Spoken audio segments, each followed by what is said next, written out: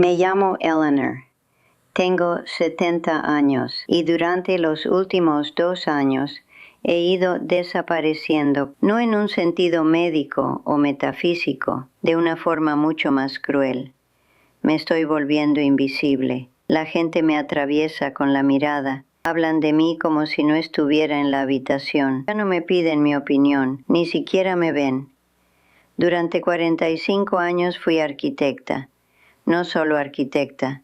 Fui socia de una de las empresas más respetadas de Chicago. Diseñé rascacielos que redefinieron el horizonte de la ciudad. Gané premios. Di conferencias. Cuando hablaba en una sala, la gente se inclinaba para escucharme. Era una mujer negra en un campo dominado por hombres blancos. No tenía más remedio que hacer oír mi voz fuerte, clara e inquebrantable. Mi voz construyó edificios, mi voz importaba. Entonces, a los 68 años, me jubilé. Fue mi decisión. Estaba cansada. Quería pasar tiempo con mi marido Bernard. Quería ver a mis nietos. Pensaba que me jubilaba de mi trabajo. No me di cuenta de que me jubilaba de mi existencia. La invisibilidad no se produjo de la noche a la mañana. Fue un desvanecimiento gradual. Al principio eran cosas pequeñas. En una cena familiar, mi yerno hablaba de los problemas con la reforma de su casa. Empecé a ofrecer una sugerencia basada en décadas de experiencia. Él me interrumpió, no por malicia, sino por pura falta de atención, y se volvió hacia mi hijo para preguntarle sobre un partido de fútbol. Me quedé allí, con las palabras atascadas en la garganta, sintiéndome como un fantasma en la mesa. En otra ocasión, estaba en una galería de arte con mi hija. 2 mujeres que conocía del mundo de la arquitectura se nos acercaron. Saludaron a mi hija con entusiasmo. Me miraron, sonrieron vagamente y luego volvieron a dirigirse a mi hija. Ya no era Eleanor Vance, la arquitecta galardonada. Era la madre de alguien, un accesorio, un telón de fondo. Pero el momento que realmente rompió algo dentro de mí ocurrió hace 6 meses. Mi antigua empresa iba a recibir un premio por un proyecto que yo había dirigido antes de jubilarme. Me invitaron a la ceremonia como invitada de honor. El presentador comenzó a hablar del proyecto, elogiando su visión y su innovación. Y luego dijo, nos gustaría dar las gracias al equipo de Vance & Associates por su increíble trabajo. No mencionó mi nombre. Ni una sola vez. Yo, la mujer cuyo nombre todavía figuraba en la puerta. Me habían borrado de mi propia historia. Esa noche, sentada en el coche junto a Bernard, me tomó la mano. Vi lo que pasó, Ellie, dijo en voz baja, y yo me derrumbé. No con lágrimas, sino con una ira fría y cortante. Ya no me ven, Bernie, dije con voz temblorosa. Es como si hubiera muerto y nadie me lo hubiera dicho. En los próximos minutos les voy a contar sobre esa muerte lenta. Les voy a contar cómo es ser una mujer de 70 años en un mundo que solo valora la juventud y la novedad. Y les voy a contar cómo decidí que no iba a desaparecer en silencio. Si no me ven, haré que me escuchen, porque mi voz ha construido rascacielos y me niego a dejar que el tiempo la derribe. Para comprender la profundidad de esta invisibilidad, hay que comprender la visibilidad que la precedió. Crecí en una época y un lugar en los que una joven negra no debía soñar con convertirse en arquitecta, pero yo soñé, luché. Luché por entrar en las mejores escuelas. Luché porque se escucharan mis ideas en salas llenas de hombres que pensaban que yo estaba allí para servirles café. Recuerdo mi primera gran presentación. Tenía 28 años. El cliente me miró y le dijo a mi jefe, no sabía que traería a su secretaria. Mi jefe se horrorizó. Pero yo no me inmuté. Miré al cliente y le dije, no soy la secretaria, soy la arquitecta. Si me da 10 minutos, Le mostraré por qué mi diseño cambiará esta comunidad. 10 minutos se convirtieron en 1 hora. Y al final, no solo aprobó el diseño, sino que se convirtió en uno de mis mayores defensores. Ese día aprendí una lección crucial. Mi presencia era una declaración. Mi voz era un arma. Y prosperé. Acudían a mí porque era buena, muy buena. Yo era la persona a la que se llamaba cuando un proyecto tenía problemas. Yo era la persona que encontraba el fallo en el diseño que nadie más veía. No todo el mundo me quería, pero todo el mundo me respetaba. Y entonces me jubilé. Y la transición fue brutal, porque la jubilación, para una mujer como yo, no es solo la pérdida de un trabajo, es la pérdida de una plataforma. En casa, con Bernard, seguía siendo Eleanor, pero en el mundo exterior me convertí en una anomalía, una anciana. Y en nuestra cultura, las ancianas son vistas como abuelas dulces e inofensivas o ancianas amargadas y molestas. No existe la categoría de anciana poderosa y relevante. El incidente en la ceremonia fue la culminación de miles de pequeños cortes. Fue el momento en que me di cuenta de que no era solo mi imaginación, era real. Y la ira que sentí esa noche fue un despertar. Fue el regreso de aquella joven de 28 años que se negaba a que la llamaran secretaria. Fue la voz dentro de mí que decía, no voy a aceptar esto. Esa noche le dije a Bernard, me he pasado toda la vida luchando porque me vean. No voy a parar ahora. Y fue entonces cuando empecé a formular un plan. El primer paso fue el análisis. Empecé a llevar un diario de mis interacciones. Lo llamé el libro de la invisibilidad. Cada vez que me interrumpían, me ignoraban o me trataban como un accesorio, lo anotaba. La fecha, el lugar, las personas involucradas. Después de un mes, el patrón era innegable. Más del 70% de mis intentos de iniciar una conversación en un entorno grupal eran ignorados.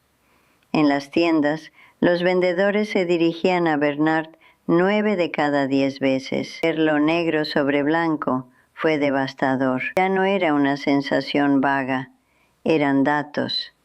Este análisis también reveló mi propia culpa. Me había vuelto pasiva. Dejaba que se produjeran las interrupciones. Me echaba atrás cuando me ignoraban. Había interiorizado el mensaje de que mi voz ya no era necesaria.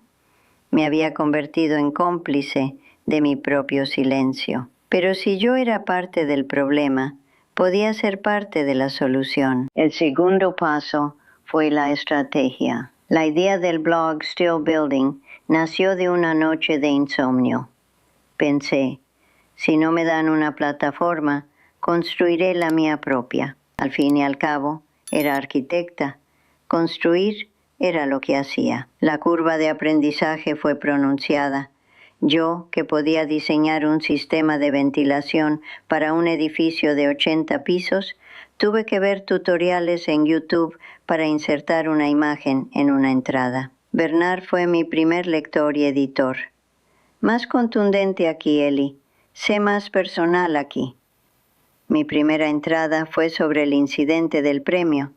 La escribí con una honestidad brutal. Cuando pulsé publicar, mi corazón latía con fuerza. Y entonces empezaron a llegar los correos electrónicos, de arquitectos, abogados, médicos, de mujeres de todas las profesiones, todas diciendo lo mismo. Gracias. Pensaba que solo me pasaba a mí. El tercer paso fue la acción. Escribir el blog no era suficiente. Me puse en contacto con la escuela de arquitectura local y me ofrecí a ser mentora de jóvenes estudiantes, especialmente mujeres y estudiantes de minorías étnicas. Mi primera alumna fue Maya, una brillante joven negra con talento, pero insegura. Nos sentamos en una cafetería y le conté la historia de cuando me llamaron secretaria. ¿Eso pasó de verdad?, preguntó. Sí, le respondí, y te pasará a ti de diferentes maneras, pero tu voz es tu herramienta más importante, Úsala. En ese momento sentí que mi relevancia volvía, no porque estuviera diseñando un edificio, sino porque estaba ayudando a construir una persona. Me veían de nuevo, no como una reliquia del pasado, sino como un puente hacia el futuro. Le enseñé a Maya a dominar. Nunca te quedes en un rincón, plántate en el centro.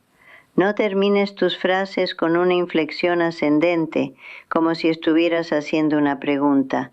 Estás haciendo una afirmación. Un día llegó a nuestra sesión rebosante de energía. Había estado en una revisión de diseño con colegas que no paraban de interrumpirla. Esperé a que hubiera una pausa. Me levanté. Caminé hasta el frente de la sala y dije, tengo algo que decir y necesito la palabra durante 60 segundos. ¿Y sabes qué? Se callaron. Me escucharon. Estaba radiante. Fue aterrador y fue la mejor sensación del mundo. Ver su victoria fue mi victoria. El paso fue la amplificación. Mi blog empezó a ganar popularidad. Un día recibí un correo de una conferencia nacional de arquitectura. Me invitaron a dar una charla sobre la invisibilidad de las mujeres mayores en la profesión. Dudé, pero entonces pensé en Maya y acepté. Subir a ese escenario fue como volver a casa. La noche antes apenas dormí. Tenía miedo de que mi voz me fallara, pero pensé en las mujeres que me habían enviado correos electrónicos. No solo hablaba por mí misma, llevaba sus historias conmigo. Cuando subí al escenario, sentí su fuerza colectiva a mi espalda. No hablé siguiendo un guión, hablé desde el corazón, hablé de la dualidad de ser una roca y un fantasma. Terminé con un llamamiento. Mirad a las mujeres mayores que hay entre vosotros. No son reliquias, son bibliotecas llenas de historias, sabiduría, advertencias.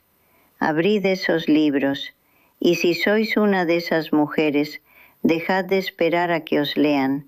Abrid vuestras propias páginas, digan su verdad. La ovación que siguió fue un rugido, un sonido de reconocimiento, de validación. En ese momento, yo no era invisible, era un faro. Después del discurso, un joven arquitecto de unos 30 años se me acercó.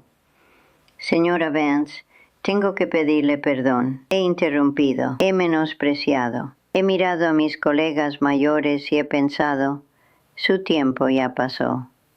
Su discurso me ha dado un puñetazo en el estómago. Lo haré mejor. Eso, más que la ovación, fue la verdadera medida del éxito. No se trataba solo de empoderar a los silenciados, se trataba de educar a los silenciadores. El quinto y último paso es la continuación. Esta lucha no ha terminado.